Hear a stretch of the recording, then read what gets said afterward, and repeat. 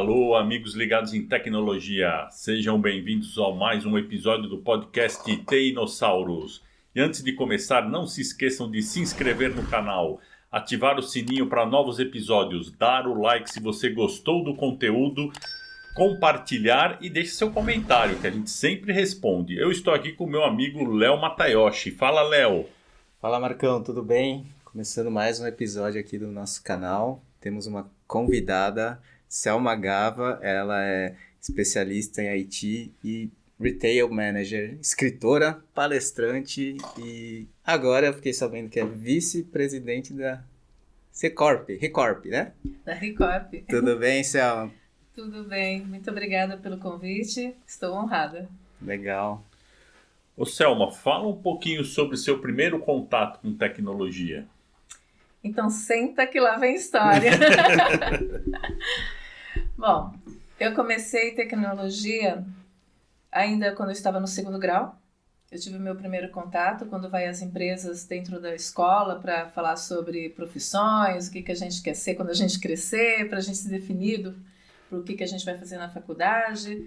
E ali apareceu uma oportunidade de trabalho como digitadora, da meia-noite às 6 da manhã.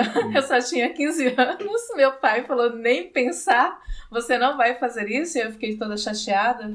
Eu falei assim, puxa vida, vou ter meu primeiro salário, não quer deixar eu fazer. Mas aí isso foi bom, porque não era interessante mesmo, né, sair de madrugada para ter o primeiro contato de trabalho. Mas apareceu uma segunda oportunidade.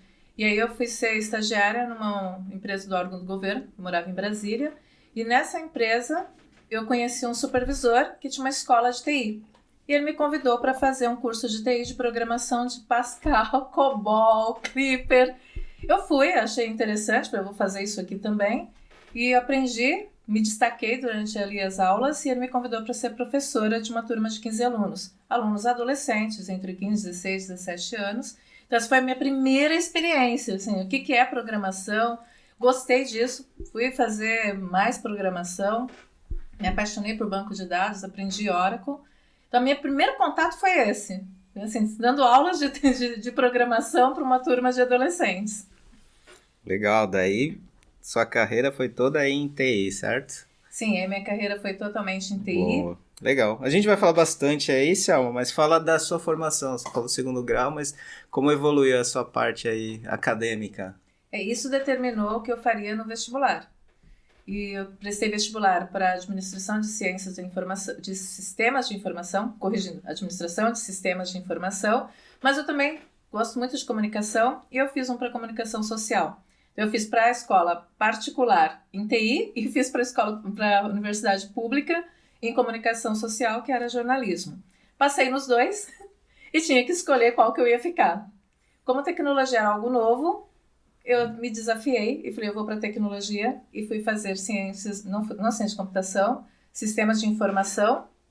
Deixei um pouco a parte de programação meio que de lado, porque na parte de sistemas de informação, a gente não estuda programação, a gente vai aprender como são sistemas, como são projetos de sistemas, e essa foi a minha carreira até hoje, né? Até hoje eu gosto disso. Minha vida foi feita sobre os projetos de sistemas.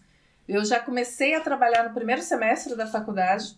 Então, ali eu fui unindo o que eu aprendia na faculdade com o que eu fazia no meu trabalho. E eu entrei também numa varejista internacional, uma das maiores do Brasil. E lá eu entrei com o desafio de criar o primeiro sistema comercial. Eu fazia parte de um time grande, com uma consultoria, com tudo, mas eu estava ali para mapear todos os processos da parte comercial da empresa para criar o primeiro sistema que a gente iria transformar a empresa como um todo, trocando caixa registradora por PDV, criando sistemas, controle de estoque, preços, entrada de notas fiscais. Então essa foi minha evolução ali depois da parte de formação acadêmica mesmo, né? Aprendendo e já colocando na prática.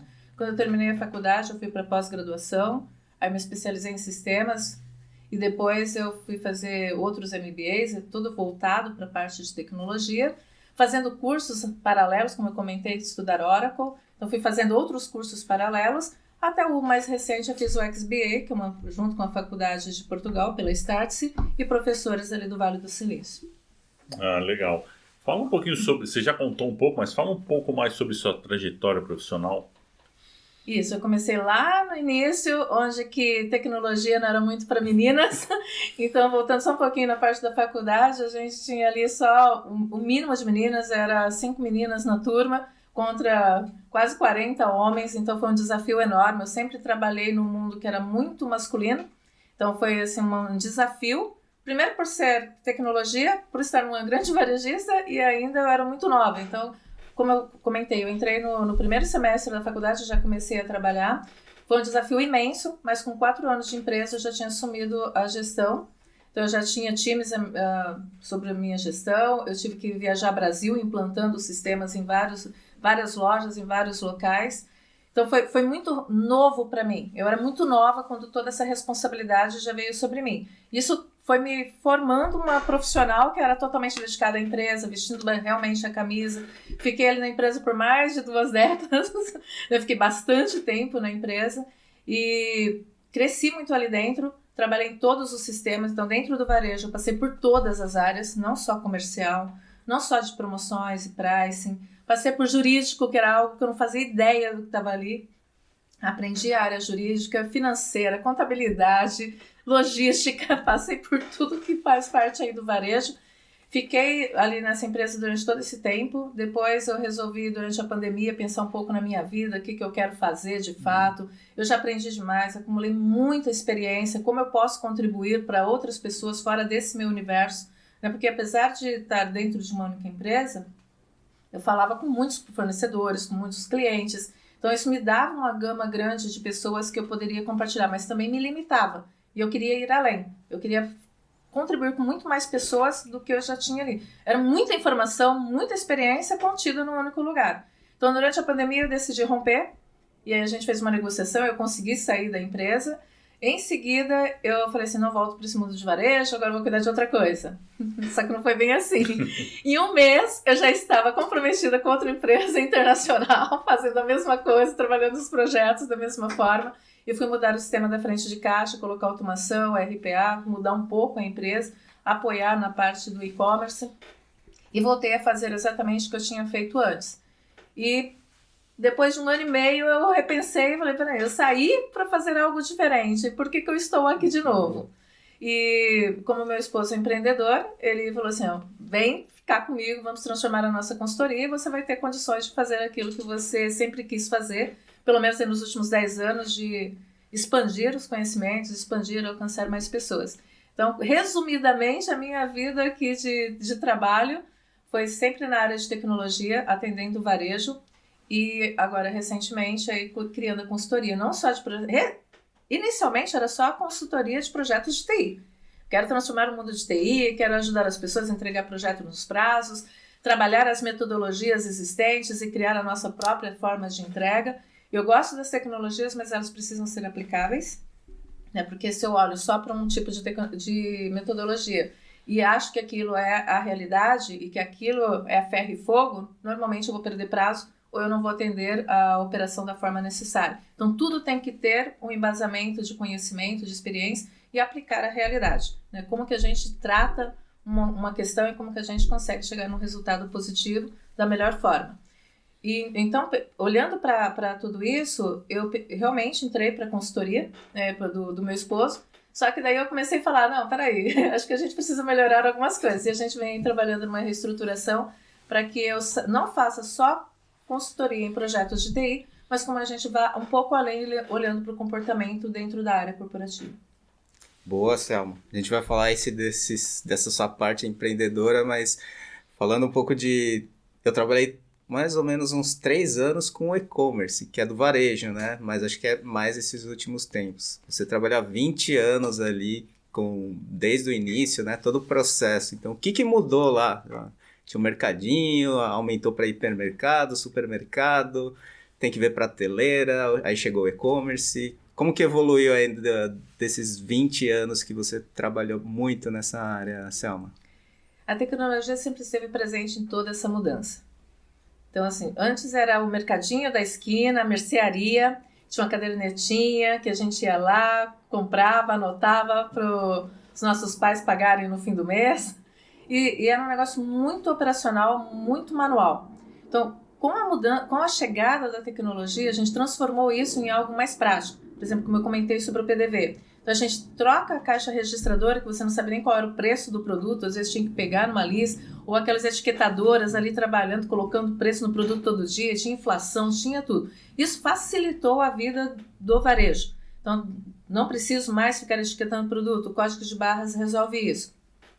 Mas a questão do hipermercado, ela chegou no Brasil principalmente através desse varejista internacional francês, que começou a trazer esse conceito de grandes mercados para ter produtos de vários setores num único lugar, onde facilitava a vida do cliente. Ele vai comprar commodities, vai comprar arroz, feijão, óleo, batatinha, sal, e vai comprar também uma camisa, uma calça, vai comprar um eletrodoméstico, vai comprar um pneu para o carro dele, e isso facilita, trazendo para o cliente uma produtividade de tempo, inclusive encontrando tudo no mesmo lugar. Só que isso hoje em dia já não é mais assim, né? Os grandes hipermercados, eles já não é mais tão vistos da mesma forma que foi visto na década de 90, principalmente no início dos anos 2000. Atualmente, a parte de não alimentar, a gente encontra tudo na internet. Para que eu preciso ir até um lugar para comprar uma televisão, por exemplo? Eu posso entrar na internet, pesquiso ali online, na hora, encontro o menor preço, o melhor prazo de entrega, frete grátis, seja lá o que for, compro ali e já recebo na minha casa no dia seguinte, 2 dias. Isso facilita ainda mais, porque eu, como cliente, vejo uma grande oportunidade de escolher um produto que me atende no menor preço, no menor prazo. Então, pensando no mercado, quando chegou o mercado eletrônico, que a gente chama de e-commerce, então isso tudo veio para quebrar um pouco também. No momento que o varejo estava ali estagnado, com hipermercados, com lojas físicas em todo lugar, e criamos uma comodidade maior para que o cliente fosse atendido. E vai além disso ainda, né? Hoje eu vou trazer aqui para vocês algo que eu gostaria de já compartilhar. Eu vou mostrar. Olha, surpresa! Surpresa! Olha só! Sabe onde que eu comprei isso? Numa loja autônoma dentro de um condomínio. Então eu trouxe para vocês, depois eu conto mais uma historinha, Marco, legal, né? Legal. Obrigada, Então, assim, mais um agrado, né, Marcão? Que a tecnologia funciona, gente. Quem diria que dentro de um condomínio teria uma loja autônoma onde eu posso ir lá, comprar produto, pagar e sair sem ninguém para me atender. Então, olhando para a tecnologia, ela vai trazendo sempre muito mais comodidade para o cliente. E essa evolução do varejo, eu acredito que ela não termina por aí.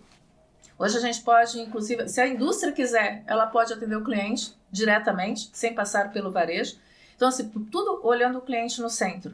Se a gente for pensar em alguns vídeos que a gente vê, o que acontece na China, por exemplo, a minha geladeira abastecida, sem o que eu preciso falar, que eu preciso colocar ali um leite dentro da geladeira, por exemplo.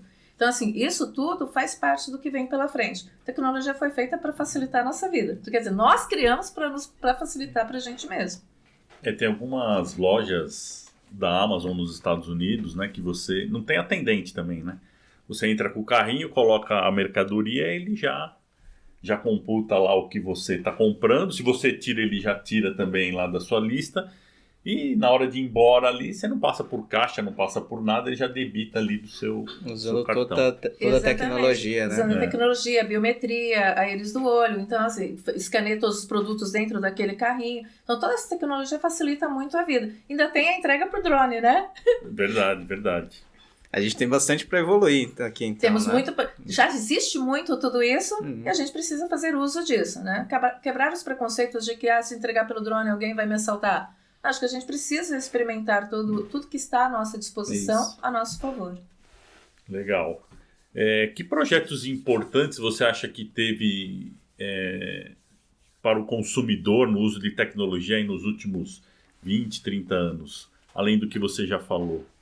O que mais você enxerga? Eu vou ali? acrescentar apesar de falar assim, sai sem precisar pagar, mas eu acho que um dos que facilitaram também bastante a vida do cliente do varejo são as formas de pagamento. A gente pode voltar no tempo onde que tudo era feito com dinheiro, papel, né, cédulas em papel, cheques. Depois, isso volta um pouco na minha história também profissional. O meu primeiro emprego, eu falei que a gente foi criar o primeiro sistema comercial, mas o primeiro mesmo foi para fazer a transformação do boleto, do crediário, em cartão de crédito.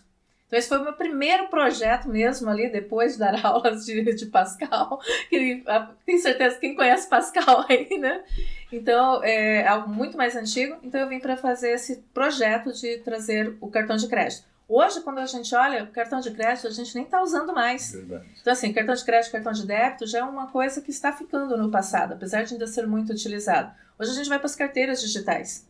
Então, a gente vai aí para Mercado Pago, PicPay, Pix, né? O Brasil aí tem a opção de trabalhar o Pix e a gente já não usa mais o dinheiro. Então, eu acredito que isso, não só aqui no mundo varejo, indústria, mas como a gente usa o dinheiro muito para o mundo varejista, mesmo quando eu compro uma passagem de avião, eu estou falando de varejo, porque eu estou falando de produto, então, ou produtos ou serviços, então eu acredito que uma das grandes evoluções aí está também nas formas de meio de pagamento. Legal. E agora, indo para a sua parte empreendedora, né? Você falou que saiu da empresa, mas foi convidada ali para dar continuidade, repensou, aí você mudou a estratégia e voltou a focar na empresa com seu sócio marido, né? Seu Albir Gava. Fala um pouco aí dessa experiência. Para quem passou muito tempo dentro do mundo corporativo, eu acho que você utiliza o seu conhecimento para esse novo desafio. E como isso ajudou aí nessa sua nova carreira, né? Na verdade é um rompimento e não é fácil. Isso eu posso dizer com todas as letras, não é fácil. Porque eu tinha a estabilidade de um mundo CLT. Então, para mim, eu tinha meu salário caindo todos os meses, eu já era gestora ali há muito tempo, mais de 20 anos, eu tinha os meus prêmios, meu PLR, então eu sabia como administrar com as pessoas, sabia dos meus desafios, sabia das estratégias. Então, para mim, era um mundo que eu estava com o meu pé firme. Olha, isso aqui é o que eu sei fazer, já fiz a vida inteira. E, às vezes, a gente olha para isso e fala assim, a minha zona de conforto. Mas a minha zona de conforto, de fato, que eu fui me redescobrindo, é que eu gosto de desafios.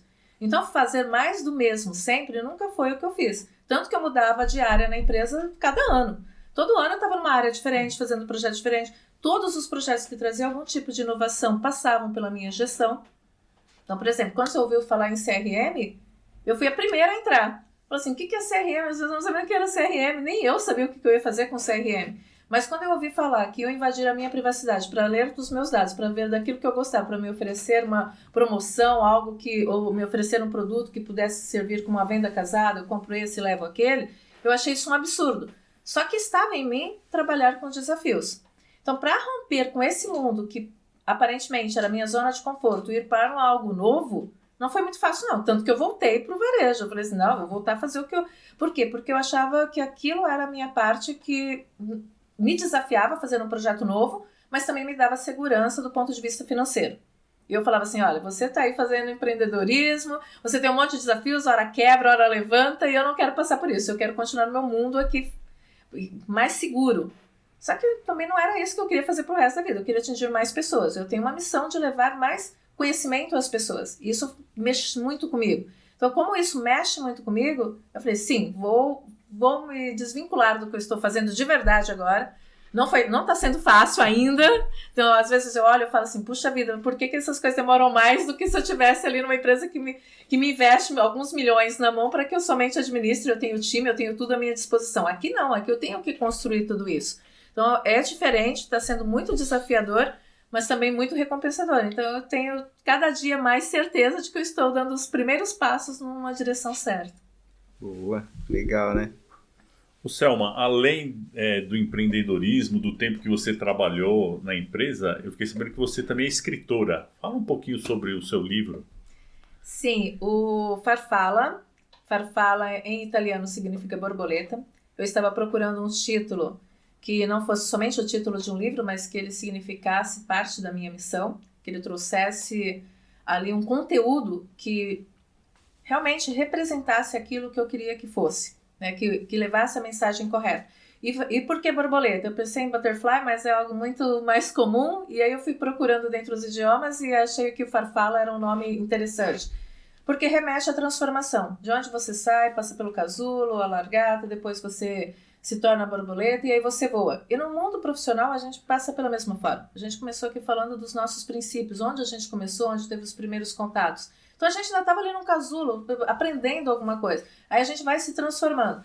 E o profissional ele tem que passar por esse mesmo processo. Ele começa se capacitando, ele começa aprendendo, depois ele vai executando, ele vai criando, vai buscando mais capacitação, vai criando experiência, até chegar o momento que ele está pronto para que ele consiga fazer bem o seu trabalho e, mais que isso, ele precisa crescer na carreira. Aí ele vai criando asas. Então, pensando nisso, meu livro é voltado a isso. Ele traz inúmeras histórias ali dentro de transformação, de como tratar situações complicadas e trazer uma solução sobre isso, trazer sucesso sobre condições que estavam totalmente fracassadas ou fadadas ao fracasso, situações complicadas, não só de operação, mas também de comportamento humano, e como que a gente transforma isso e traz os resultados esperados. Independente de se eu sou uma pessoa CLT ou se eu tenho meu próprio empreendedorismo. Essa métrica não muda. Por quê? Porque eu sou um profissional que preciso trazer um resultado esperado. Legal, Marcão. Você viu aqui, ó? Uau. Eu vou mostrar aqui o Esse livro. é o Farfala. Aqui, ó. Nossa, aquela. Eu recebi aqui num dos encontros que eu tive aqui com a Selma e com o Almir durante a nossa conversa. Eu li o livro, Selma. Ele fala de histórias da sua trajetória, né? E tem Sim. histórias legais ali que falam momentos e pessoas que te ajudaram na carreira. Qual que era o objetivo ali de escrever ali? E qual que era a mensagem que você pensou em passar dessa sua trajetória na empresa, né? Com exemplos, tem bastante exemplos lá, né? Fala um pouco mais. Sim, eu acho que a gente serve pelo exemplo.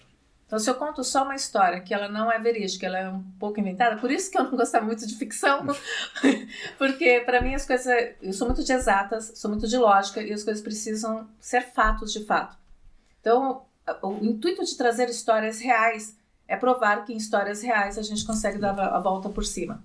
Então, não foi para expor pessoas, tanto que os nomes são aí sim os nomes são fictícios, mas é para trazer a situação e como a gente sai daquela situação. Então, o intuito maior é transforme o seu momento ruim ou aquilo que você não acredita naquilo que pode ser totalmente aplicável e que com certeza vai trazer sucesso. Ô Selma, como é que o seu livro ajuda os profissionais? Se eu for ler, o que ele pode me ajudar? Como é que essa experiência que você teve serve de base para uma pessoa que vai ler ali?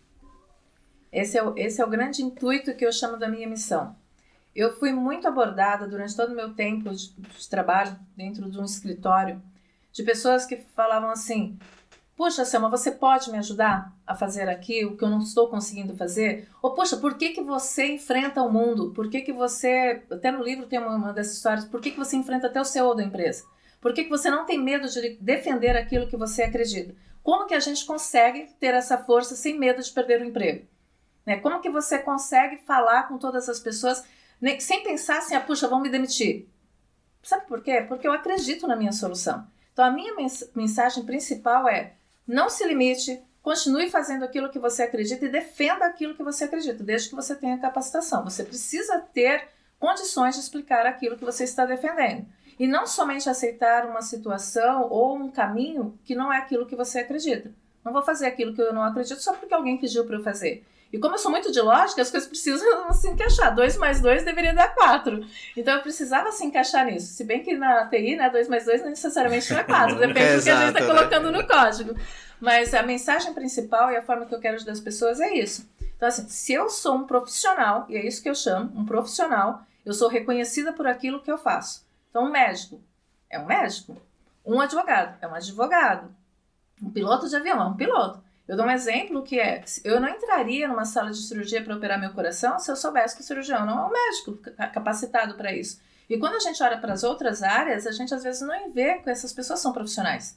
Na verdade, elas são profissionais. Ou tem muito misturado no meio do caminho também. Vou dar um exemplo. Quando eu comecei TI, tinha até uma piadinha que falava assim: passou o cara ali, o faxineiro, e trouxe ele aqui para cuidar do CPD. Tinha umas piadinhas nesse sentido, não desmerecendo o faxineiro e nem o CPD, mas é porque pegavam pessoas que não tinham capacitação, que não tinham formações de TI, que nunca fizeram nenhum curso técnico que seja, pode ser o mínimo possível, ou não tinham conhecimento, vem aqui fazer o backup no servidor. Então, assim, para mim isso não faz sentido. As pessoas têm que ser profissionais, elas precisam exercer aquilo que elas se capacitaram para fazer e ser reconhecidas pelos que elas são. Legal, Selma. Esse negócio interessante que você falou. Um pouco antes de eu sair da última instituição, da maior instituição financeira que eu trabalhei, teve um programa que eles acabaram contratando quase 400 jovens que estavam se formando, que acabaram de se formar, né?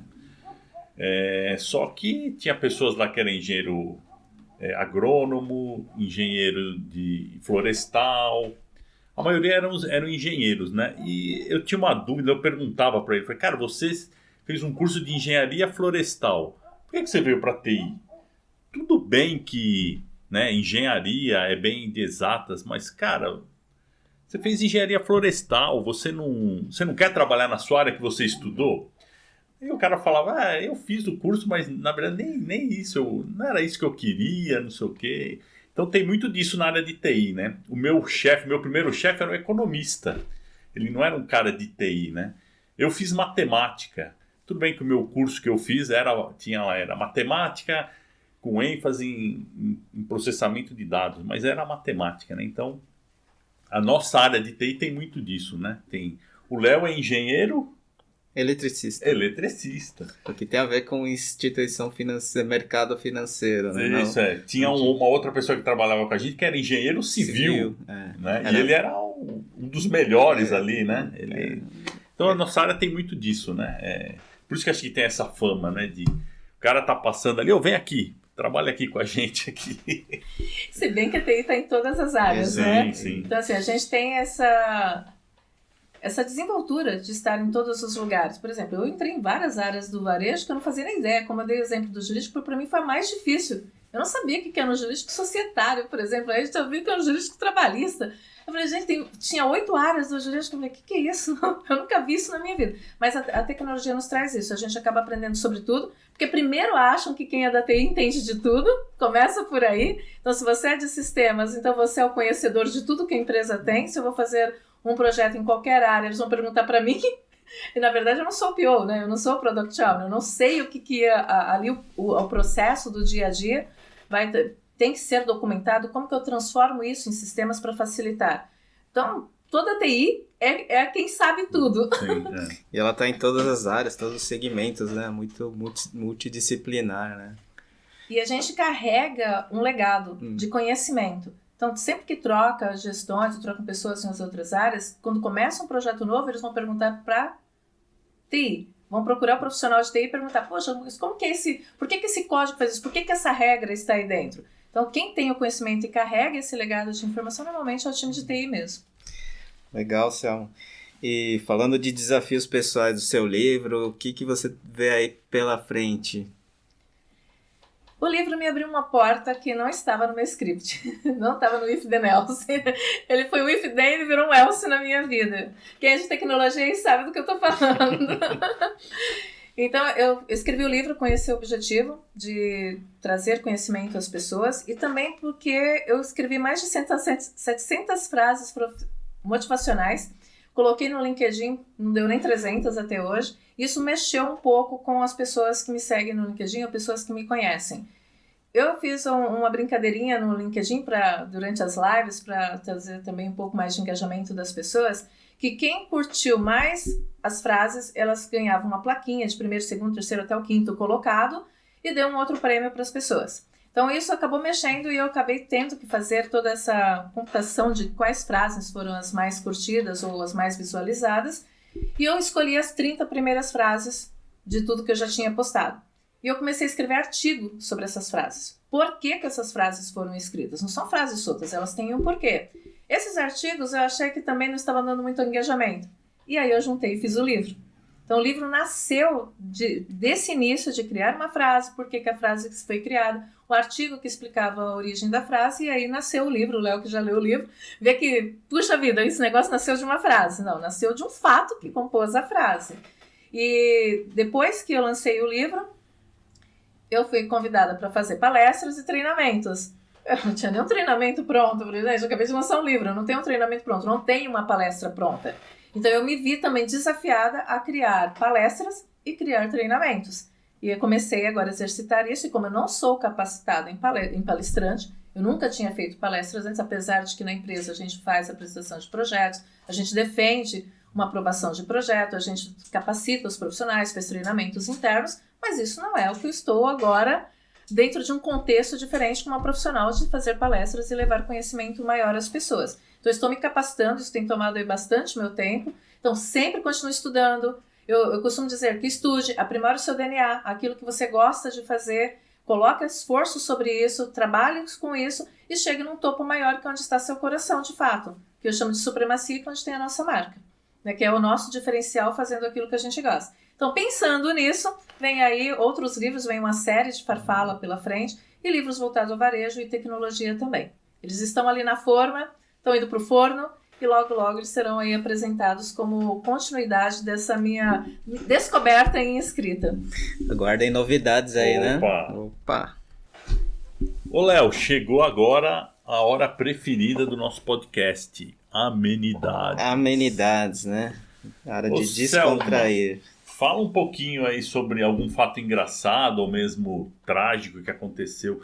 Trágico não, né? Desastroso que aconteceu na sua carreira. Você lembra de algum? Se lembro. Você falou a palavra certa, Marco, trágico. Hoje realmente a gente dá risada, mas olha, foi um negócio complicado.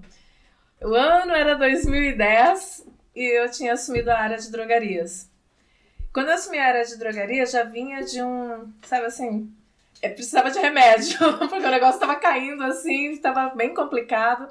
E eu fui convidada para entrar nessa área para colocar os sistemas para funcionar bem. Tinha muitas paradas de frente de caixa, as vendas não iam muito bem. Eu assumi ali, falei assim, tá, mais um desafio, vamos fazer, tá tudo certo. Só que, nesse mesmo momento, a gente estava transferindo o nosso CPD, que ficava dentro da empresa, para aí uma grande empresa também de infraestrutura no Brasil, que cuidava muito de data centers. Quando a gente ainda não tinha data center na nuvem, a gente nem sabia o que era cloud, então a gente transferia os nossos servidores fisicamente para um novo data center, onde que a gente teria redundância, 2 prédios, aquela questão de que agora a gente está trabalhando aqui certinho com a nossa redundância de dados, porque se perder um prédio, cair um avião lá, a gente não vai perder o outro prédio. E nessa mudança de servidores, a gente tinha uma bolha ali no meio, copia para cá, daqui que leva para lá. Nesse negócio de levar para a bolha, simplesmente formataram os nossos servidores, os oficiais, e não tinha o servidor backup ali dentro. Diziam que tinha, só que não tinha o backup. O backup estava lá, a gente tinha a confirmação que o backup foi validado, tinha os e-mails para confirmar, se bem que e-mail e PowerPoint nunca significam muita coisa, né? E ali a gente perdeu, literalmente, o nosso banco de dados inteiro. Então, a gente não tinha mais informação nenhuma de produtos, de preços, de vendas, de estoque, perdemos tudo. E chegou a diretoria para mim e falou assim, Selma, você tem algum backup aí da base? Eu falei assim, mas pergunta mais inusitada, porque eu teria o backup da base, isso fica dentro dos nossos parceiros. Eu falei para ele assim, tenho porque eu atualizo o nosso laboratório frequentemente, porque eu faço projetos e preciso testar bem. Então, eu sempre atualizava a cada 2 meses. Eles falavam, atualiza 1 vez por ano, 2 vezes por ano. E eu sempre atualizei a cada 2 vezes, porque eu sempre sabia que eu tinha que ter backup das coisas. E ali ele falou pra mim assim, quando foi que você fez? Eu falei, uns 20 dias. Ainda bem que eram uns 20 dias. Ele saiu, eu achei estranho, voltou depois e falou assim, então, você tem certeza que são 20 dias? Eu falei assim, é melhor você abrir o jogo. O que está acontecendo? Né? Por que você está me pedindo backup que está no meu laboratório? E eu ainda não sabia que tinha perdido. Né? Tinha acontecido ali na madrugada, eles já sabiam e eu não sabia de nada que estava acontecendo. Ele falou assim, senta aí que eu vou te contar uma historinha aqui para ver o que você pode nos ajudar. Aí ele contou o fato que a gente tinha perdido todos os dados. Eu falei, legal, pega o backup daqui, coloca lá, tá tudo certo. Só que eram de 20 dias. E no varejo tudo é muito dinâmico, as coisas acontecem a cada hora. Eu recebo produtos o dia inteiro. Então a parte de logística é muito intensa, porque é um compra e venda. Às vezes eu olho assim, quando eu assumi a área de eletroportáteis, que eu também já fui gerente comercial, esqueci de falar isso, fui gerente comercial por 3 anos, acumulando TI no paralelo na mesma empresa, que é um absurdo. Eu era auditada todos os meses para ver se eu não tinha trocado os meus dados. Foi muito chato isso, mas no passado a gente exercia várias funções também simultaneamente. E daí eu falei assim, olha, seguinte, a gente vai conseguir fazer isso. Eu preciso pensar um pouco como a gente vai recuperar esses dados.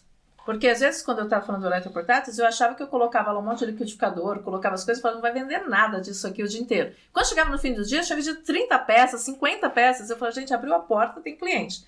Então eu sabia que seria um desafio imenso a gente trazer a informação para dentro do sistema.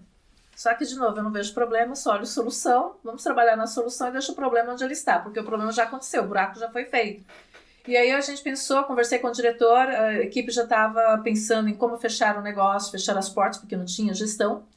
Como que eu vou vender para o cliente? Falei, mantém o preço. Produtos é tudo PMC, preço máximo ao consumidor, é tudo ditado pela Anvisa também. Deixa esse negócio aí no ar, vai vendendo pelo mesmo valor, não se preocupa com isso, a gente vai recuperar, o sistema de vendas está no ar, se vir esse negócio, vai embora. Aí a gente continuou fazendo isso, o preço não mudava, porque a gente não tinha como mandar preços para lá, o cliente ganhou com isso. Nós perdemos muito com isso enquanto empresa, porque a gente não conseguia trazer resultados, então teve um investimento gigantesco da empresa sobre isso, para a gente tentar recuperar, mas nós evitamos o fechamento de 123 lojas na época. Era muita loja. Quantas milhares de pessoas ficariam desempregadas? Então, como gestor, a gente também tem uma responsabilidade sobre as pessoas que trabalham com a gente. E como a gente pode evitar o desemprego? Isso foi uma grande preocupação toda a minha gestão. Apesar de eu ser mulher dentro de um contexto que no início era muito masculino, eu nunca senti esse preconceito. Então, eu sempre agi com muita autonomia. E a minha responsabilidade maior era manter os funcionários dentro da empresa, era desenvolver pessoas para que elas não fossem demitidas. Eu acho que muitas vezes ela assim, é muito dura, é muito rígida. Mas por que tinha que usar de rigidez? Para que as pessoas não fossem demitidas. Por que a gente tem que buscar o melhor resultado? Para que as pessoas consigam se manter nos seus empregos. Então, quando a gente conseguiu evitar o fechamento das drogarias, para mim foi um fato extremamente trágico, desastroso, mas que trouxe uma recompensa que eu carrego como uma das melhores recompensas de toda a minha vida profissional. Em 6 meses, não foi fácil, a gente digitou todas as notas fiscais que receberam do passado até aquele momento. Tive um time enorme que a gente montou dentro da empresa. Eu era a sócia dos Correios, porque eu recebia malote todos os dias, fiquei muito conhecida por isso. Todo mundo queria saber o que estava acontecendo naquela célula com quanto papel, né, tantas notas fiscais, e a gente contava que a gente estava recuperando um negócio. Ali a gente conseguiu recuperar, liberei o inventário para fazer a contagem dos produtos, tanto nos CDs quanto nas lojas. Em 6 meses a gente recuperou toda a gestão e a empresa continua com o negócio aberto de drogarias até o dia de hoje. Essa história é reconhecida internamente e aí eu já tinha uma plaquinha de ativo, ela se fortaleceu mais, mas tem um fato inusitado sobre isso, que vai além dessa parte trágica e recuperação. Foi nesse momento que eu conheci o meu esposo, que eu trabalhava de madrugada o tempo todo, quando ele estava lá fazendo os plantões. E eles fizeram uma coisa muito engraçada. Eu fui conhecer não só porque eu estava nas madrugadas, mas porque eles gostavam de ser os piadistas. E eles fizeram ali uma aposta entre eles para ver quem teria coragem de falar para mim sobre alguns chamados que estavam atrasados no atendimento. Eu trabalhando 24 horas por dia. E aí ele falou, eu vou, não tenho medo de ninguém, vou lá falar com ela. Quando ele chegou, ele levou uma porrada gigante de mim. Você sabe que não tem contrato 24 horas, sai daqui. Foi assim que a gente se conheceu. Então foi unido trágico, algo que ficou muito agradável na minha vida. Trágico e romântico, então. Romântico, Léo, você vê? Gostei. Quem vai falar que não tem romantismo onde existe algo trágico? Nas crises surgem as oportunidades, né? É na crise que a gente conhece a essência de cada um, tá vendo? Muito bem. Tá aproveitando aqui, né? Deixa eu ver.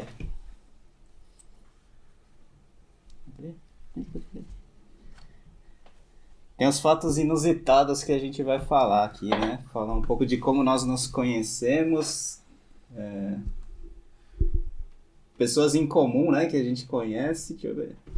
É difícil aqui. Lá vem surpresa. Lá vem surpresa. Deixa eu pegar aqui a foto. Nem lembrava da foto, gente. Essa é uma foto aqui, foi o Almir aqui, falou com a gente já, né? Ele trouxe a história, a gente tem umas coisas em comum, mas foi o primeiro encontro aqui, que, contando até a historinha, né? Vai ser até um capítulo do meu livro aqui. Sério? Que legal, Léo. Eu falei, trocando mensagem, falei, a moça lá, a Selma, ofereceu a vender, a trazer o livro, né? Aí naquela eu não sabia se você estava vendendo o livro ou se estava trazendo por cortesia. E foi um encontro ali que a gente teve, a gente estava num local próximo, aí ela acabou trazendo o livro dela e o livro do Almir, né? Então foi assim, ali que começou a gente descobriu as coincidências, né? Então, acho que você foi a pessoa que eu convidei falamos da pessoa que chamou, descobri também que o Almir foi o meu chefe. Então fala um pouquinho aí de como as coisas... Tem pessoas que a gente conhece em comum, acho que é bem legal isso, né? O que eu posso dizer com toda certeza é que o mundo de tecnologia é desse tamanhozinho. Né? Vira e mexe, eu estou conhecendo alguém ou falando com alguém que já passou em algum momento da minha trajetória. Eu acho que tudo começou com o Marcos Lucila, ele foi trabalhar comigo num desafio gigante também, que foi quando a gente foi trazer uma parte de promoções, um sistema da França para o Brasil, e eu tinha que refazer o sistema do Brasil para que se comunicasse com o sistema da França e automatizasse as promoções no PDV.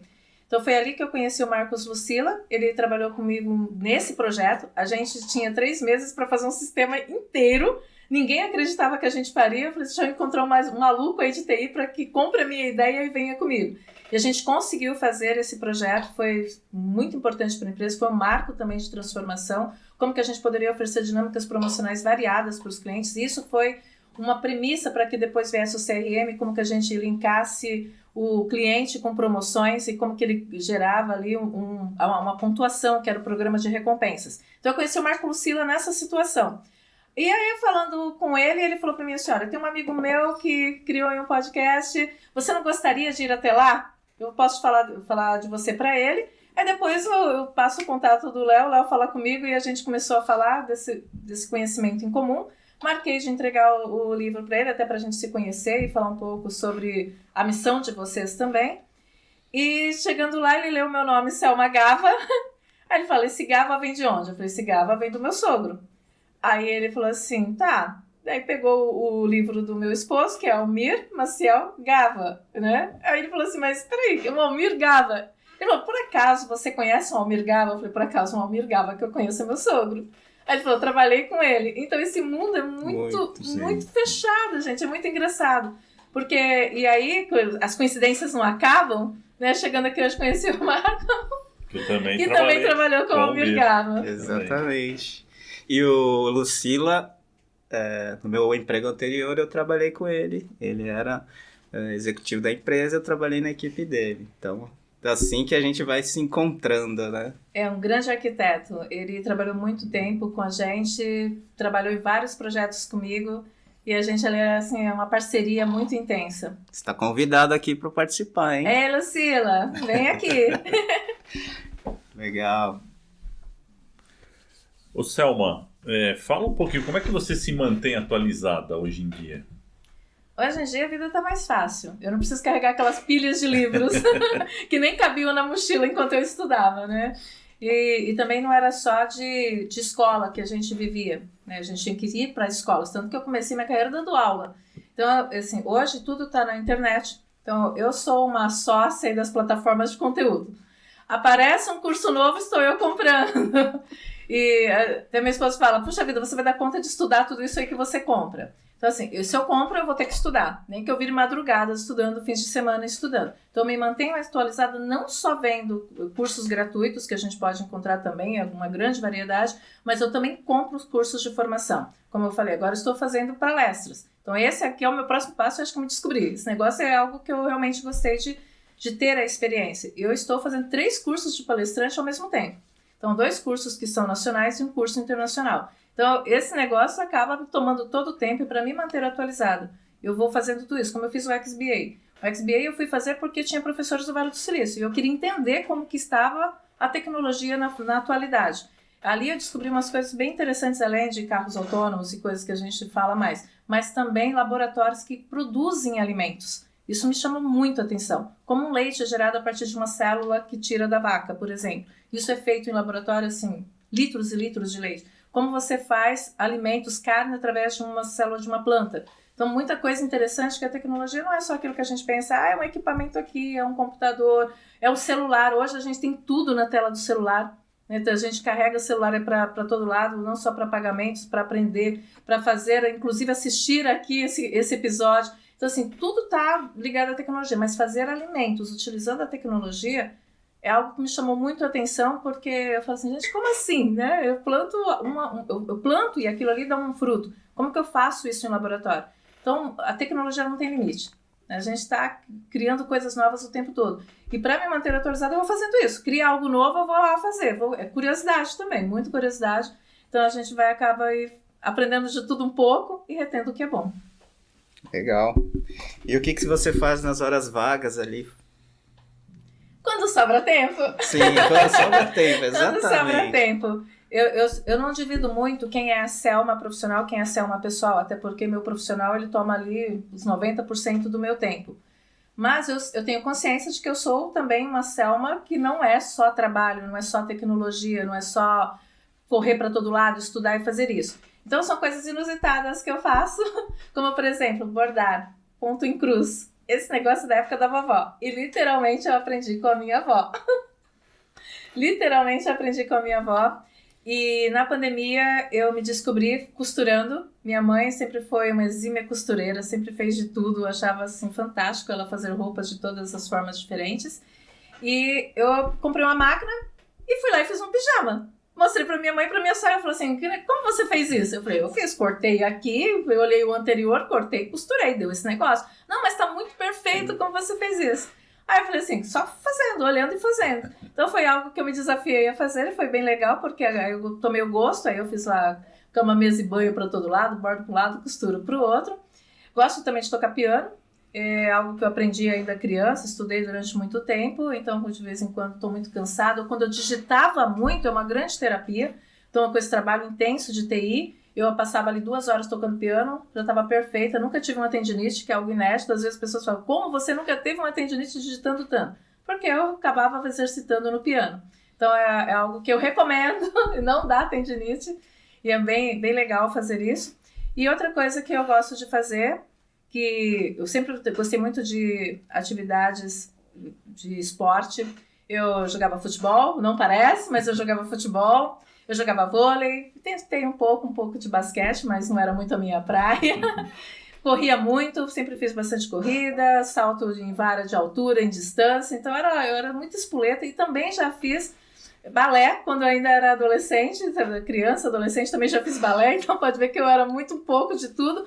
E mais recentemente com a minha esposa a gente faz trekking. Então a gente faz trekking aí um pouco inusitados, faz uns trekkings o mais intenso deles, até falo no meu livro sobre a trilha Inca, que é pedras sobre pedras, é muito difícil de fazer, mas eu recomendo para quem gosta de um bom desafio. Sobre todas essas atividades que você falou, o que elas ajudam na criatividade do desenvolvimento dos seus livros? Não, acho que não só dos livros, mas também na vida profissional, porque cada vez que eu me desafio a fazer algo novo, eu vou ali fortalecer a criatividade e não me limitar. Então isso nos leva a ir além. E principalmente quando desconecta um pouco, a gente acaba renovando a mente, a gente descansa mais, a gente traz novas inspirações. Por exemplo, eu adoro viagens.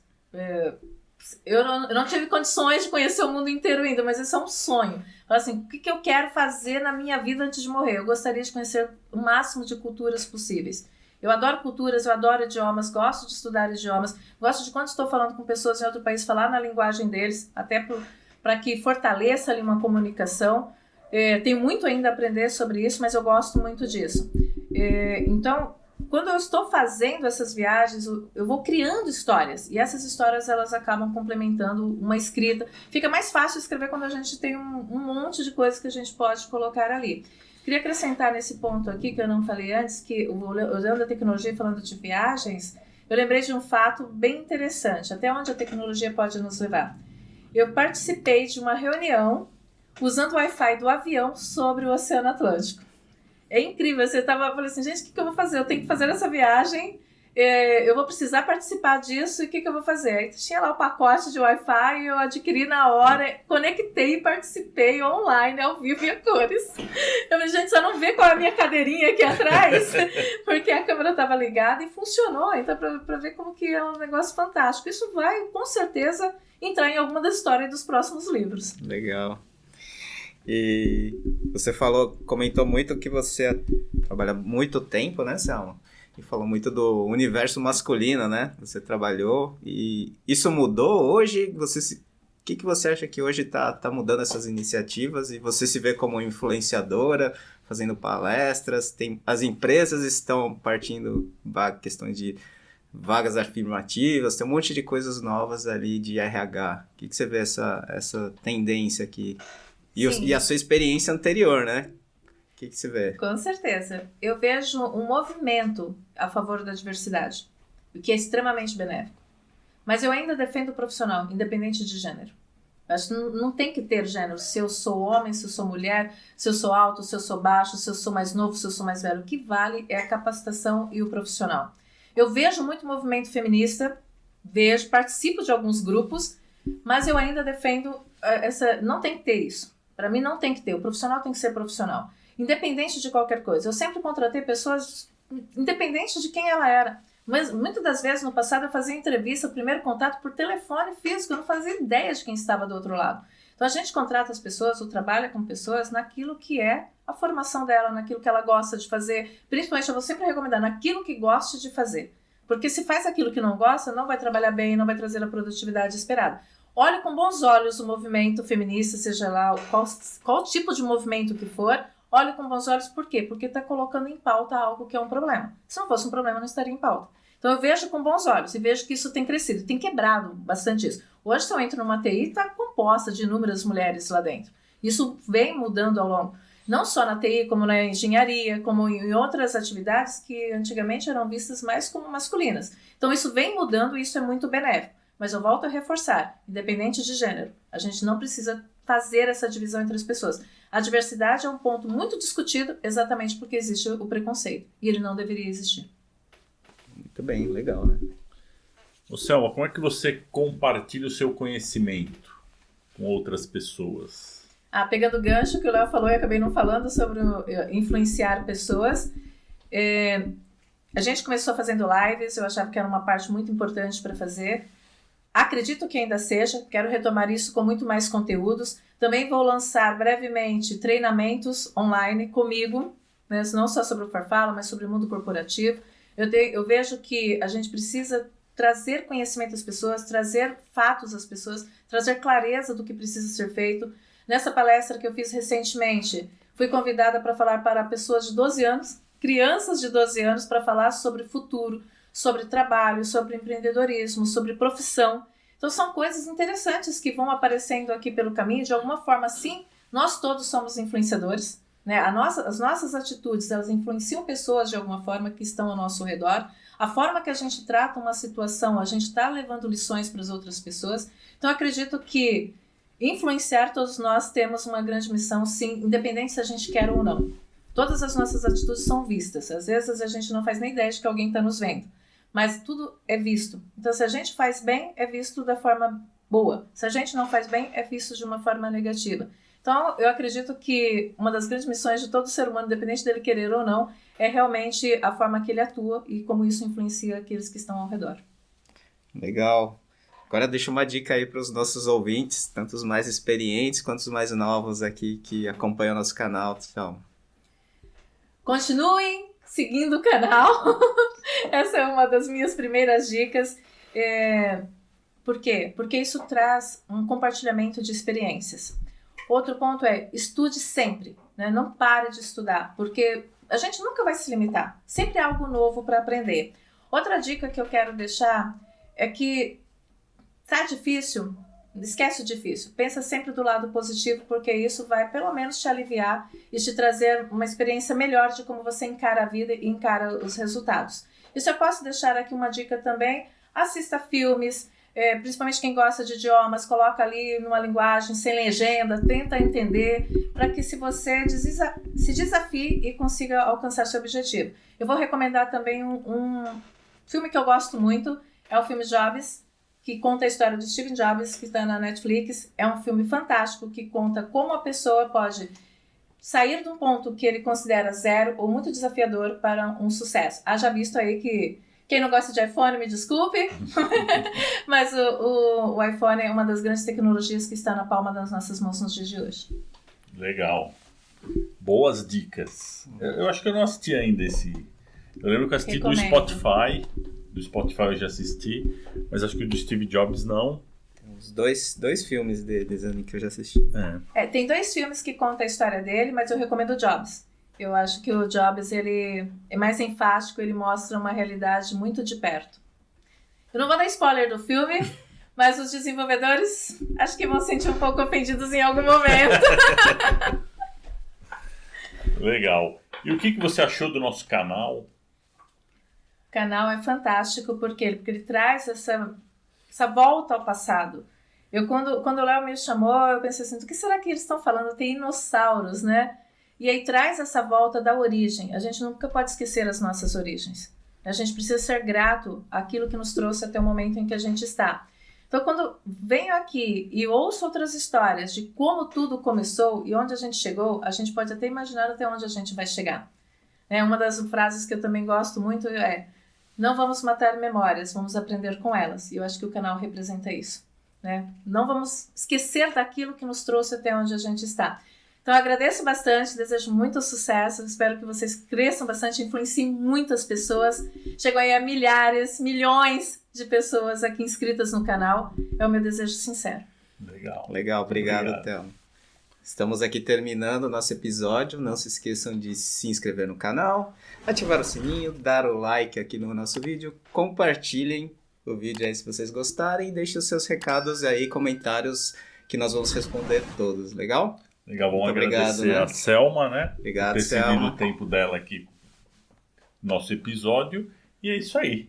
Isso aí. Muito obrigada. Até mais. Valeu.